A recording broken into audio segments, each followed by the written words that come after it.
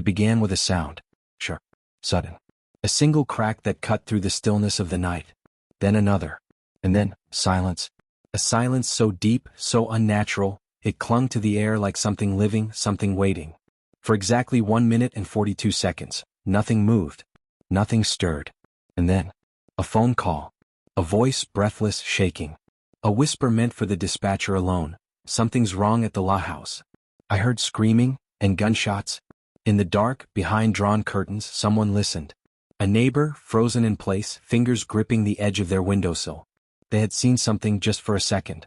A flicker of movement behind the glass. A shadow where there shouldn't have been one. Then the sirens. A single patrol car cuts through the night. The tires screech. Doors slam. A flashlight beam slices through the darkness. And then the house, modest, quiet, untouched, except for one detail. The front door. It's open. Just enough to see inside. Just enough to know that something is waiting on the other side. The officer hesitates. Steps forward. The floorboards creak beneath his boots. The air is thick, too thick. Gunpowder. And something else. Something heavier. He knows that smell. Everyone in his line of work does. Then he sees it. A man. Slumped in a chair, motionless. Skin pale. Eyes open but empty.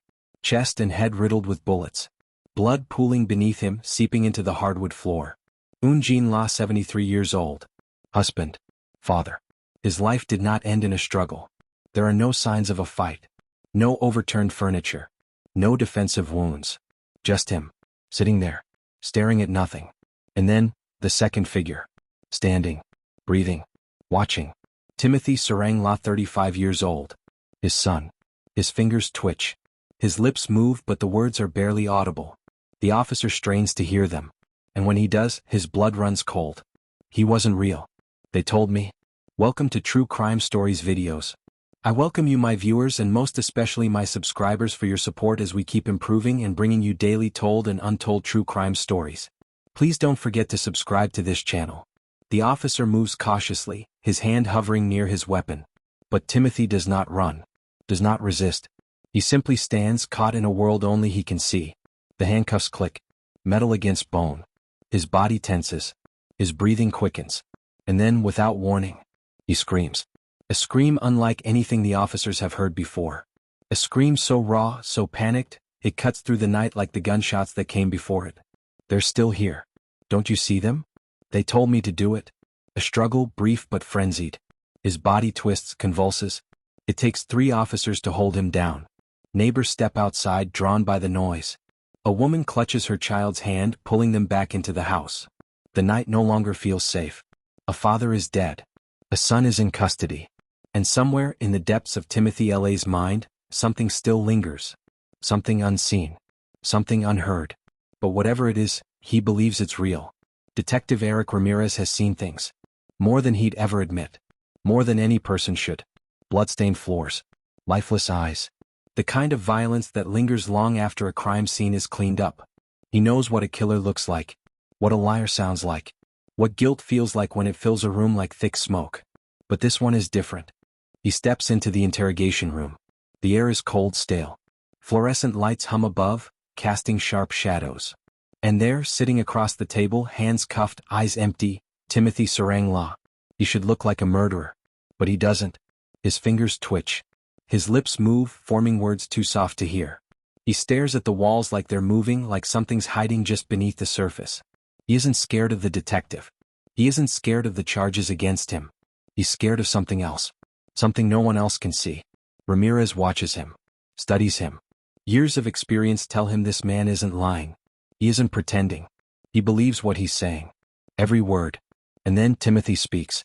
His voice is hoarse, barely above a whisper. They told me to do it. Ramirez leans forward. Who told you? Timothy blinks. Looks past him. Beyond him. Like someone standing just behind the detective's shoulder. Them. A chill runs through the room. The detective knows delusions when he sees them. But this feels different. Not just paranoia. Not just madness. This is something else. Something deeper. Something that can't be reasoned with.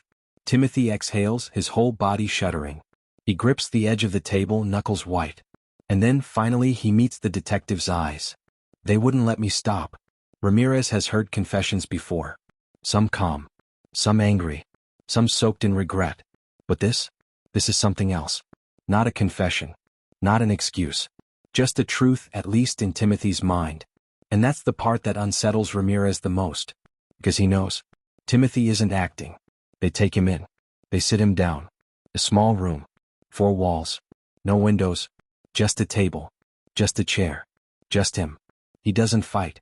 He doesn't ask why. He just stares. Not at the officers. Not at the camera. At something else. Something they can't see. His lips move. Soft. Broken. Words spilling out, barely there. He wasn't my father. He was wearing my father's skin. The detective watches. Says nothing. Just listens. Timothy blinks. His hands twitch. His eyes flicker to the corners of the room like something's waiting there. Crawling there. His breath comes fast now, chest rising, falling. The workers, they were torturing him. I had to stop it. The detective leans in. Quiet. Careful. Waiting. Timothy shakes his head fast, hard. Whispers turn to gasps. His fingers curl into his palms. His shoulders shake. Aliens told me, they showed me. I had no choice. Silence. Heavy. Thick. The detective doesn't move. Doesn't breathe. Timothy looks up now. Eyes wide. Wild. Searching the ceiling. Searching the walls.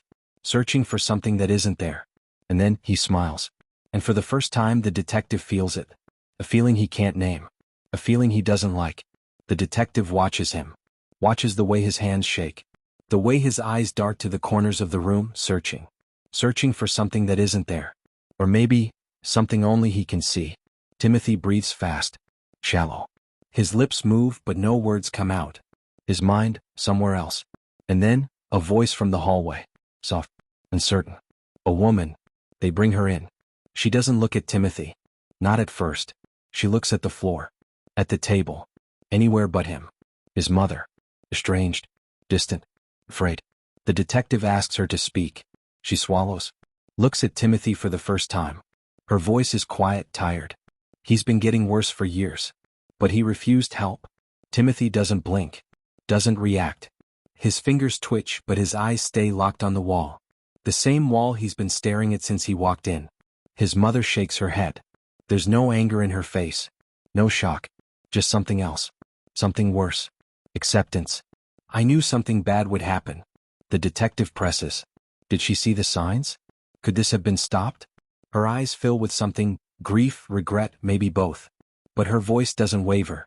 He wouldn't listen. He shut us out. And he did. Everyone saw it. The slow fade. The change. His friends say it started small. Canceling plans. Staying inside. Talking about things that didn't make sense. Conspiracies. Codes. Warnings. Things he said only he could hear. Then the voices. At first he ignored them. But then he started listening. The messages got louder. Clear. More urgent. They told him things. That people weren't who they claimed to be. That something was coming. That his own father was already gone. And Timothy believed them. Now he sits in this room. Hands cuffed. Eyes empty. Still whispering to himself. Still listening to something no one else can hear. Timothy hasn't moved. Hours have passed. His hands still twitch. His lips still move, forming words too soft, too broken to understand. But someone else is watching now. Dr. Rebecca Nolan. Forensic psychiatrist. Brought in to answer a question no one else can.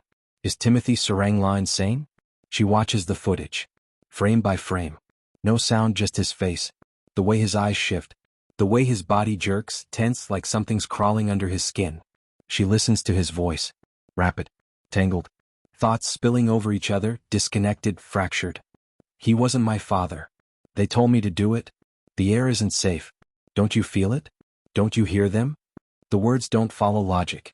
They don't belong to this world. They belong to his. She studies his movements. The paranoia. The way he recoils from things no one else can see. The way he reacts to shadows like they're reaching for him. Fixed delusions. The belief that something impossible is real. That something real is impossible. She's seen it before. But this is different. She rewinds the tape. Watches again. Slower this time. Searching. Then she leans back, eyes narrowing. The notes in front of her fill up, line after line, but she already knows. Timothy Law isn't lying. He isn't pretending. He isn't making excuses. He believes every word. And that changes everything. She stops the tape. The room is silent now. Just the hum of the monitor. Just the weight of what she knows. Timothy Law wasn't pretending. Wasn't faking. Wasn't lying. His mind was breaking. Had been breaking for years. Schizophrenia. Or something close to it. Untreated. Unseen. Unstoppable. She writes it down. The symptoms. The patterns. The way reality for him had split into something unrecognizable. She knows the signs. She studied them. But this time it's different. Because there's a question hanging in the air. A question she can't ignore. Was Timothy Law insane when he pulled the trigger? Not sick in a way that made life hard. Not sick in a way that made people stare. But sick in a way that erased the line between guilt and innocence. Did he know what he was doing? Did he understand? Or was he already gone? The law is clear. The rules are clear. But reality?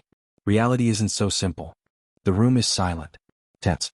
The kind of silence that holds its breath, waiting for something to break. Timothy Law sits at the defense table. Unmoving. Hands folded. Eyes distant. The prosecution speaks first. A sharp voice cutting through the quiet. Delusions don't pull triggers. People do. They paint him as dangerous. Unstable, yes, but dangerous. A man who made a choice. A man who picked up a gun and fired. They show the photos. The body. The blood. The horror frozen in time. The jury doesn't look away. Then the defense stands. A different voice now. Softer. More deliberate. Timothy wasn't a killer. He was sick. They don't deny what happened. They don't argue the facts. But they argue the mind behind them. Timothy didn't act out of hate. He didn't act out of anger. He acted out of fear. Fear built on something no one else could see. They say he believed his father wasn't real. That he was being tortured. That the only way to stop it was to end it. And then the witnesses. A mother who hasn't slept. Who hasn't stopped blaming herself. She breaks down on the stand. Hands shaking. Voice cracking. I should have done more. I should have seen it coming. A coworker speaks next. A man who knew Timothy before the voices. Before the shadows. He looks at the jury, then at Timothy. We all saw the signs. But no one helped him. The courtroom feels heavier now. The weight of regret pressing against every word. And then Dr. Nolan. The expert. The voice of reason. She doesn't look at Timothy as she speaks. She looks at the jury. Timothy did not act out of malice. He acted out of a belief so real to him that he saw no other choice. And now the choice isn't his. It belongs to 12 strangers. 12 people who must decide what matters more, what he did or why he did it. The jury has been gone for days. Behind closed doors. Behind whispered arguments. Behind the weight of a decision no one wants to make. Now they return. The room is breathless. Silent. Waiting. Timothy doesn't move. Doesn't blink. Doesn't seem to hear as the foreperson stands. We, the jury, find the defendant. Pause. A heartbeat stretching too long. Guilty. But insane. The words settle like dust in the air. Not freedom. Not condemnation. Something in between. Timothy Law will not go to prison. He will not spend his life behind bars. Instead, he will go somewhere else. A high-security psychiatric hospital. Walls just as high. Doors just as locked. But different. Because here he is not a criminal. He is a patient. The gavel falls. The trial is over. The law has spoken. Justice, whatever that means, has been served. And Timothy? Timothy just sits there. Staring ahead. Hands folded. Eyes distant. As if he never heard the verdict at all. The trial is over. The cameras are gone. The world has moved on. But Detective Ramirez hasn't. He walks down the hallway. Past locked doors. Past quiet figures in hospital gowns. Past the weight of things that can't be undone. He stops outside a room. A number on the door. No name. Inside, Timothy Law sits on the edge of a bed. He doesn't look up. He is different now. Not twitching. Not whispering. Not lost in something no one else can see. The medication has cleared the fog. The voices are gone. The fear is gone. But something else has taken its place. Awareness. Slowly, Timothy lifts his head. His eyes meet Ramirez's. Steady. Hollow. I killed my father, he says. His voice is quiet. Flat. A truth spoken into empty space. And for what? He exhales. Looks past Ramirez. Past the walls. Past everything. A lie my mind told me. No rage. No grief. Just the weight of knowing. Ramirez watches him. There's nothing to say. Nothing to fix. Nothing to take back. Just a man who finally sees the world for what it is. And a man who has to live with that. Detective Ramirez turns to leave. His steps echo down the cold hallway. But as he reaches the door, he pauses. He glances back. One last time. Timothy Law sits alone. Still. Silent. His eyes fixed on something only he can see. The reflection in the glass stares back at him. A man who was once lost in a world of delusion. A man now trapped in the quiet of his own mind. Did the medicine silence the voices? Or did it just teach him not to speak of them? The question lingers. Just like the silence. And for a moment, it's as if the world outside doesn't exist. The doors close behind Ramirez. And the story is over. But the truth? The truth isn't so easy to let go of. If you've made it this far, you know the story isn't just about the crime. It's about the things we can't see. The things we can't understand. The stories that break us. So, if you've been moved by Timothy's story, if you felt the weight of his truth, please, don't walk away. Subscribe to our channel. Share your thoughts in the comments. Let us know what you think because your voice matters. You matter. Together, let's continue seeking the truth, no matter how dark, no matter how twisted.